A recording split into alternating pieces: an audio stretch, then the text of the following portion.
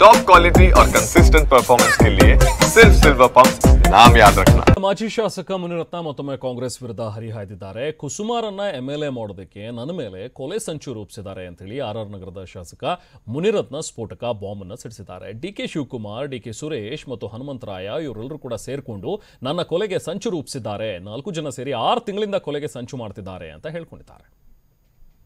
DK Shivakumar, DK Suresh ಮತ್ತು ಬೆಂಗಳೂರು ನಗರ ಜಿಲ್ಲೆ ಅಧ್ಯಕ್ಷ ಹನುಮಂತರಾಯಪ್ಪ ಮತ್ತು ಅವರ ಮಗಳು 4 ಜನ ಸೇರಿ 6 ತಿಂಗಳಿಂದ ಕೊಲೆ ಮಾಡೋದಕ್ಕೆ ಸಂಚು ಮಾಡ್ತಾ ಇದ್ದಾರೆ.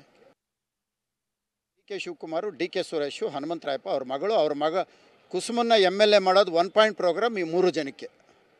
ಕುಸುಮನ್ನ MLA ಮಾಡೋಕ್ಕೋಸ್ಕರ ಮುನಿರತ್ನನ್ನ ಕೊಲೆ ಮಾಡಿದ್ರೆ MLA ಮಾಡ್ಬೋದು. ಈಗಾಗಲೇ ಅವರು ಚುನಾವಣಾ ಪ್ರಚಾರ ಪ್ರಾರಂಭ ಮಾಡಿದ್ದಾರೆ.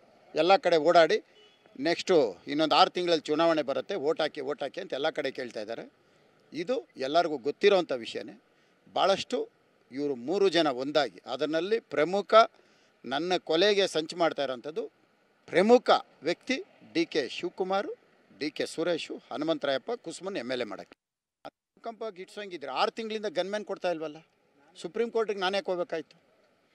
ನನಗೆ ರಕ್ಷಣೆ ಕೊಡಬೇಕಾಗಿರೋದು ಸರ್ಕಾರದ ಕರ್ತವ್ಯ, ರಕ್ಷಣೆ ಕೊಟ್ಟಿಲ್ಲ. ಇವತ್ತು ಯೋಗೀಶ್ ಗೌಡನ ಕೊಲೆ ಪ್ರಕರಣದಲ್ಲಿರೋಂಥವ್ರಿಗೆ 3 ಜನ ಗನ್ಮ್ಯಾನ್ಗಳು ಕೊಡ್ತೀರಿ, ರೇಪ್ ಕೇಸಲ್ಲಿರೋರು 3 ಜನ ಗನ್ಮ್ಯಾನ್ ಕೊಡ್ತೀರಿ. ನನ್ನ ಮೇಲೆ ಸುಳ್ಳು ರೇಪ್ ಕೇಸ್ ಹಾಕಿ ನನ್ನನ್ನು ಜೈಲಿಗೆ ಕಳಿಸಿ ಗನ್ಮ್ಯಾನ್ಗಳನ್ನ ತೊಗೊಂಡು ಕೊಲೆ ಮಾಡಿ ಚುನಾವಣೆ ಮಾಡಬೇಕು ಅಂತ ಸಂಚು ಮಾಡ್ತಾ ಇರೋದು ಇದು.